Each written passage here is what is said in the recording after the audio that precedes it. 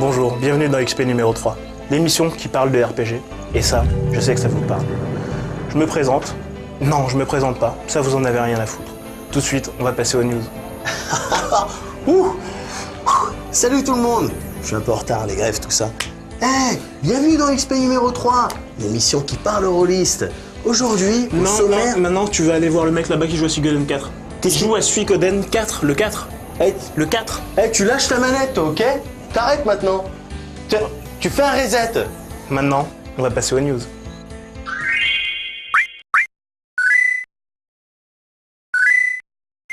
Grande nouvelle, la rumeur voudrait que Dragon Quest Sword sur Wii débarque chez nous au printemps prochain.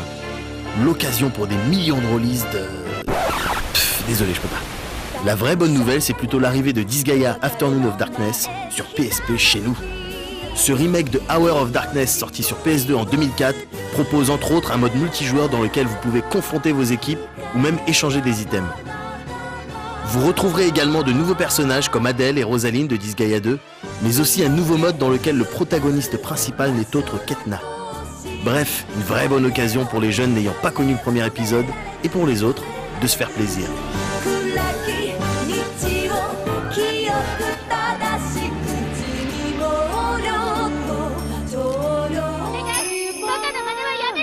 Après le gros succès du remake de FF3, Square Enix aurait été bête de ne pas remettre ça. Le 20 décembre est donc sorti sur DS Final Fantasy IV, un des volets les plus marquants de la série. À l'instar de Final Fantasy III, ce remake propose de grosses cinématiques et des graphismes tout en 3D. Wow, la grosse news. Mais aussi des voix digitalisées, une utilisation sympathique des deux écrans de la console et probablement 2-3 donjons et autres quêtes annexes en plus.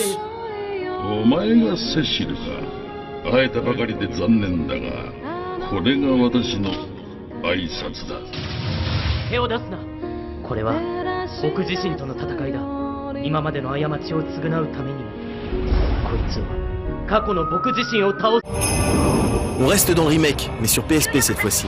Star Ocean First Departure, qui devrait se pointer fin décembre au Japon, est un remake du tout premier Star Ocean sorti sur Super NES il y a de ça... Zayen. Le jeu proposera de revivre les aventures de Ratix et utilisera le même moteur graphique ainsi que le même système de combat que Star Ocean 2. On trouvera également de nouveaux personnages, des gros sauts en 3D et des events inédits.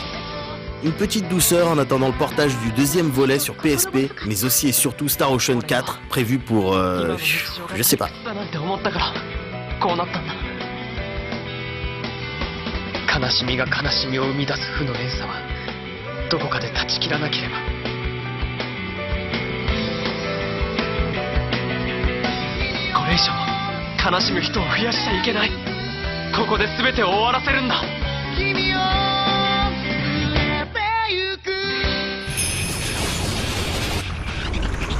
Pour terminer, et histoire de s'en mettre un petit peu plein la gueule, des images que vous avez probablement déjà vues. En tout cas, j'espère pour vous. Il s'agit des versions longues des trailers de FF13 et Versus 13.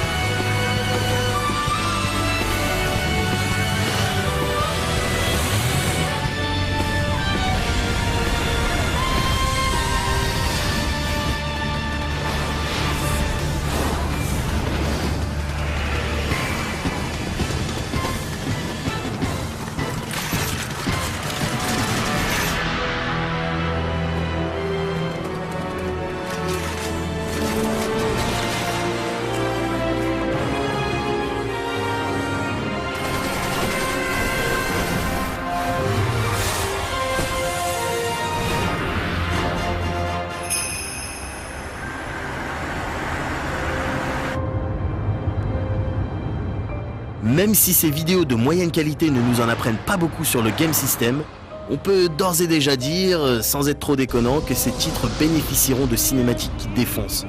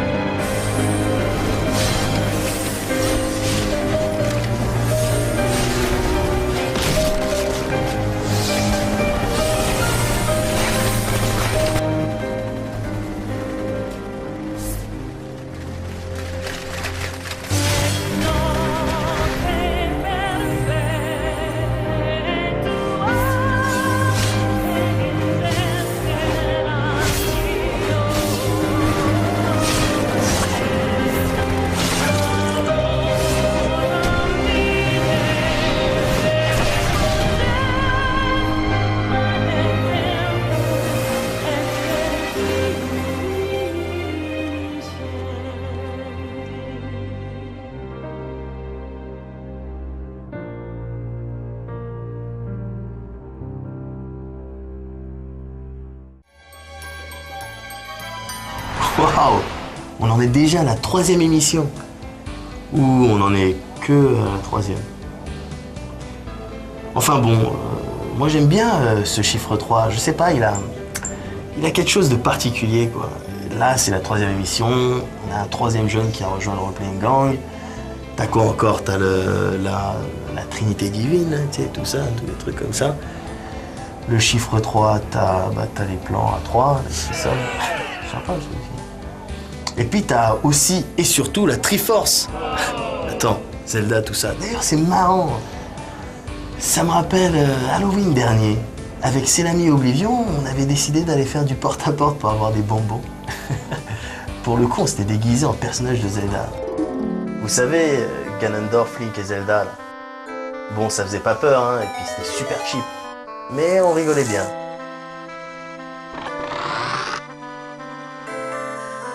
On nous a même donné des chocolats.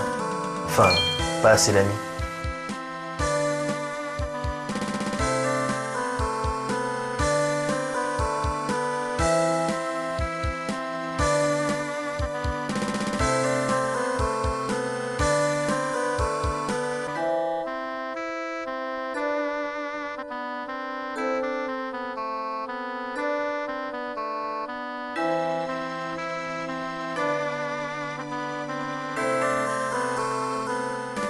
Et à un moment donné, on a croisé une maison qui nous plaisait bien. Alors on a sonné. Et là, comme par magie, la porte s'est ouverte toute seule. Par terre, il y avait des lignes de bonbons. Alors nous, on les a suivies. Au bout d'un moment, les lignes se séparaient. Alors on a pris chacun un chemin. On s'est dit qu'il y avait peut-être des trésors au bout, comme dans un donjon. Et effectivement, on s'était pas planté. Moi, j'ai trouvé un pur jeu sur Wii. Je l'oublierai jamais.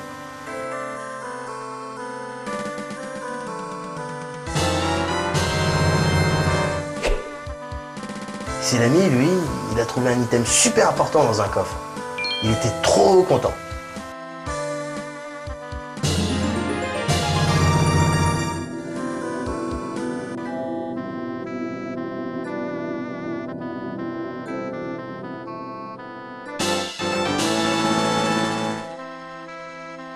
Et Oblivion, on sait pas trop ce qui s'est passé.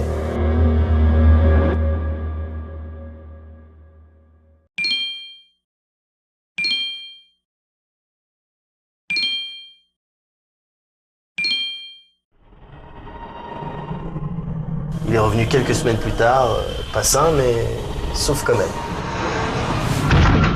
D'ailleurs, il est avec nous aujourd'hui. Et qu'est-ce qu'on regarde tout de suite? Je sais pas, la critique d'FFTA 2 peut-être. Tu nous as pas fait une partie de dingue, là? Non, trop pas, j'étais dans une cave. Ah ouais, c'est marrant, ça. Non, pas trop, non.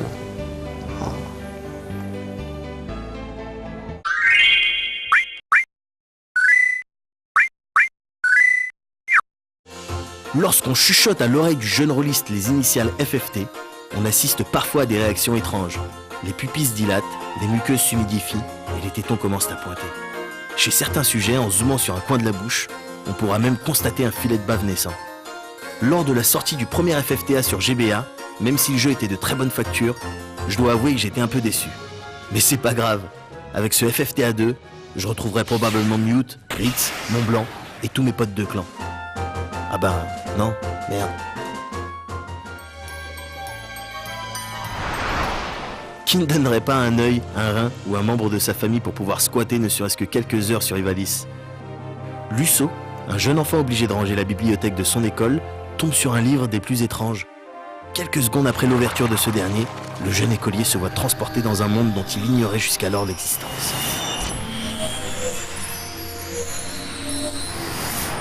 Sur place, il fait la connaissance d'autres personnes avec qui il traînera pour le reste de l'aventure. Vous l'aurez compris, FFTA 2 bénéficie d'un scénario plus que moyennement développé.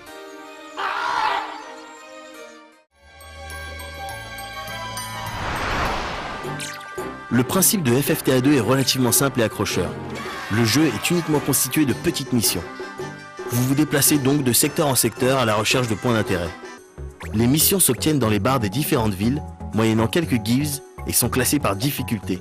Certaines vous demanderont de protéger un guest, d'autres d'apporter un item spécifique à un endroit précis, ou encore de défoncer tout simplement les ennemis présents sur la carte. Vous pouvez également envoyer des membres de votre équipe à votre place, histoire de remplir les quêtes moyennement funky. Parfois, des missions feront avancer la trame principale, mais il faut avouer que ce système dessert un peu le scénario, même si les objectifs sont nombreux et variés. Côté combat, rien de fou. On reste dans le tactics avec des personnages qui se mettent dessus au tour par tour. Au début de chaque affrontement, vous pouvez choisir une compétence de clan qui se traduira par un bonus en attaque ou en mouvement par exemple. L'ordre de passage est visible sur l'écran supérieur de la DS et est déterminé par la stat de rapidité de chacun. Lorsque c'est à vous de jouer, vous pouvez vous déplacer et agir dans n'importe quel ordre. Bien évidemment, les actions disponibles dépendent de la classe du personnage. Ici, l'habitué ne sera pas dépaysé puisqu'on retrouve pratiquement tous les skills de la série.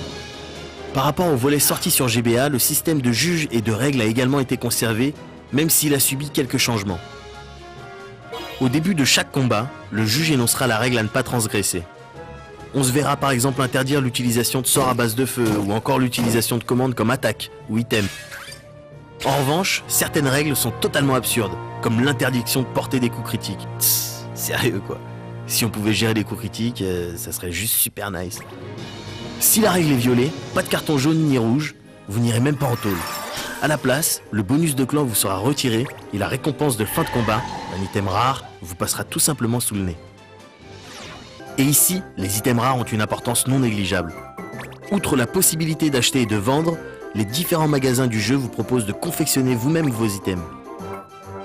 Basé sur un système se rapprochant d'un atelier Iris, vous devrez à l'aide d'une liste de recettes apporter les éléments nécessaires à la fabrication de vos armes et armures. Le truc, c'est qu'une fois l'objet conçu, vous devez débourser pas mal de guilds pour l'obtenir. Ça fout un peu les boules. En effet, à la manière d'un FF9, les skills ne s'obtiennent qu'à travers l'équipement, ce qui vous oblige à en posséder un maximum. Lorsqu'une mission est accomplie, vous obtenez des Ability Points qui débloqueront à terme les skills contenus dans vos armes et armures. Le truc agréable, c'est que tout le monde en bénéficie, même les personnages non utilisés. En revanche, les XP ne sont octroyés qu'à ceux présents sur le champ de bataille. En termes de classe, FFTA 2 fait fort en nous proposant pas moins d'une 50aine de jobs disponibles, dont certains inédits, comme le Yojimbo ou le Trickster. Chacun de ces jobs possède ses forces et ses faiblesses, et certains ne sont accessibles qu'à des races précises. Au passage, de nouvelles races jouables ont fait leur apparition, comme les Sikhs, les porcs un peu sanguins qu'on a pu voir dans le très réussi FF12, mais aussi les Grillas, des êtres ailés qui ont à peu de choses près les mêmes features que les Viera.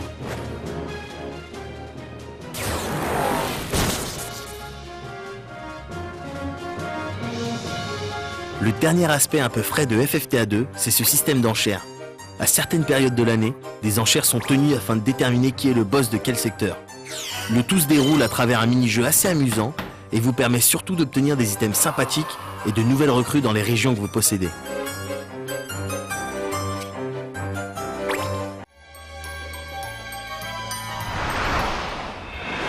Malgré sa difficulté bien dosée et son principe relativement accrocheur, si l'on s'en tient au scénario, à la profondeur des personnages, à l'absence de l'utilisation des fonctionnalités de la console et aux maladresses présentes dans le game system, FFTA 2 est un jeu pour enfants bourré de petits défauts. Heureusement, grâce à plus de 400 quêtes, une cinquantaine de jobs et quelques idées originales, le titre ne s'en sort pas si mal. Ceux qui touchent un peu en japonais et qui n'ont pas peur d'être déçus tenteront peut-être l'expérience. Les autres attendront une aventure un peu plus prenante sur les terres d'Ivalice.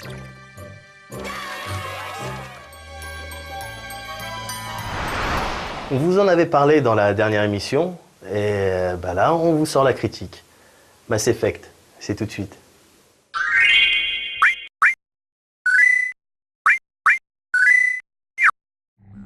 Les studios BioWare sont aux rôlistes ce que la pilule contraceptive est à la femme, une valeur sûre, du moins à 99,7%.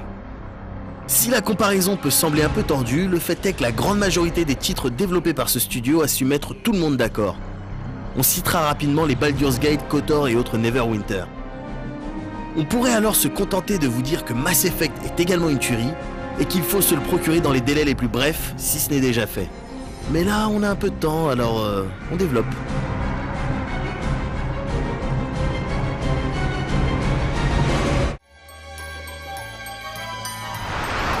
Vous pourriez commencer l'aventure en sélectionnant le profil par défaut du commandant Shepard. Mais passer par la case customisation est bien plus cool. Après avoir façonné votre visage à votre image, ou pas, vous déterminerez la classe ainsi que 2-3 éléments de background qui définissent votre perso. Et voilà. Avouez que c'est super ressemblant, non? Non? Ah. Bon, bref. Après une mission éclair sur Eden Prime et quelques events qui posent les bases de l'intrigue, vous vous voyez consacré Agent Spectre. Un titre extrêmement honorifique, puisque vous êtes le premier humain à en bénéficier, et surtout très pratique, puisque vous avez à peu près tous les droits, dont celui de foutre le bordel au sein de votre galaxie. Ça tombe bien, c'est cette même galaxie que vous allez devoir sauver.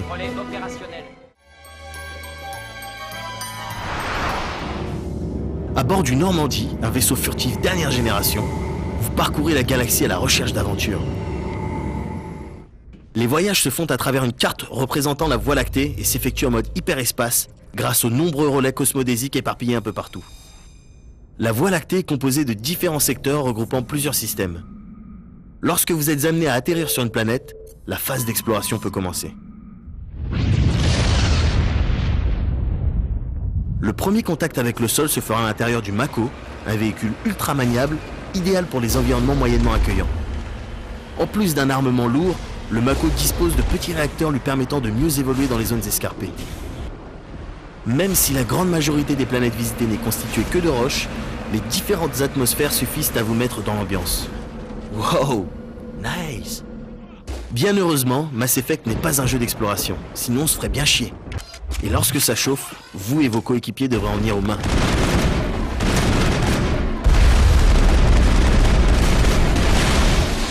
Le système de combat tourne principalement autour de la Power Wheel, la roue du pouvoir quoi.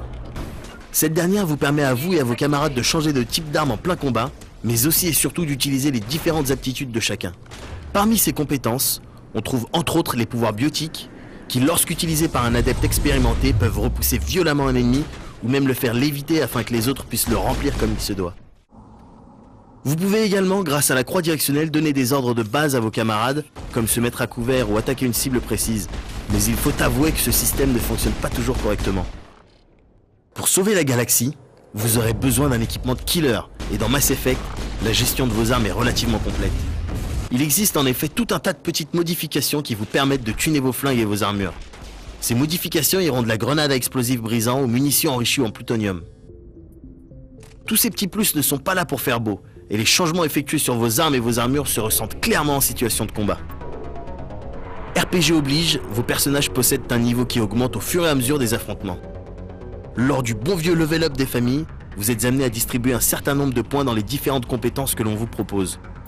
Plus vous accordez de points à un domaine de compétences, plus vos personnages seront efficaces dans ce même domaine. Un système certes ultra classique, mais qui a fait ses preuves au fil des années. Le libre arbitre est une valeur à laquelle les gens de BioWare ont l'air de tenir dans leur jeu. Ici, cela se traduit par plusieurs manières de résoudre des problèmes ou d'aborder une discussion. C'est pas possible, Shepard. S'il y a un remède au génophage, on ne peut pas le détruire. Vous pouvez vous la jouer mec sympa, toujours prêt à aider son prochain et à trouver une issue pacifique au conflit, ou bien mec vénère. Vous savez, celui qui est pas venu pour gonfler des ballons. Tout ce que vous avez à faire, c'est de suivre les ordres que je vous donne. Le tout est représenté par 2 jauges dans votre écran de status. Conciliation et pragmatisme. Pour les situations super tendues, en revanche, vous devrez faire appel à vos compétences en charme ou en intimidation. Un niveau suffisant dans ces domaines vous débloquera même certaines quêtes annexes. Si vos choix n'influent pas directement sur la trame principale, cet aspect rajoute une couche d'immersion non négligeable à l'ensemble. Quelqu'un a creusé de sacrés trous par ici, capitaine.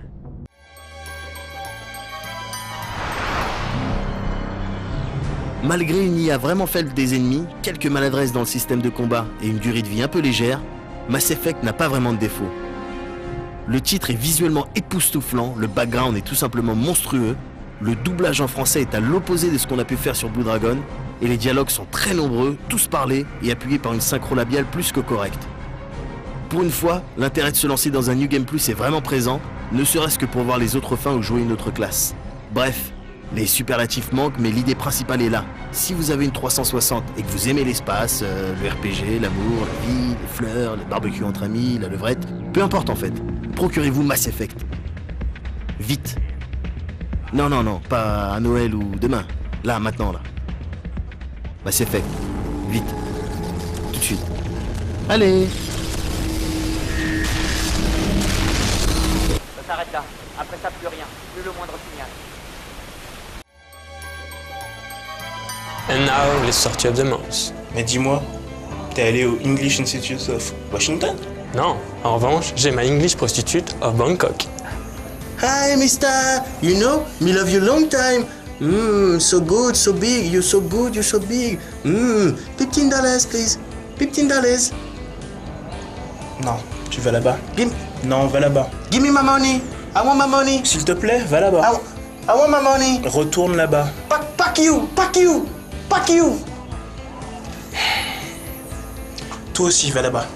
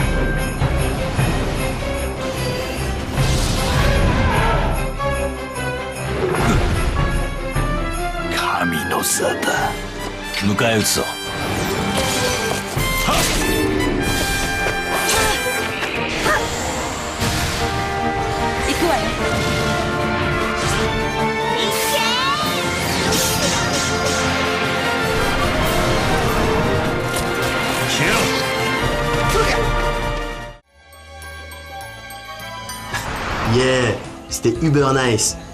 Espérons que ça le soit autant la prochaine fois. En attendant, essayez de jouer le plus possible. Bon les gars, on se fait un pur sketch de fin là, un truc bien hardcore, bien graveleux, bien en dessous de la ceinture. On s'en fout, on est moins 16. En plus, j'ai ramené des ustensiles. Non, là, non. Sans moi. Non mais ça peut être drôle. Hey! Oh! Nice!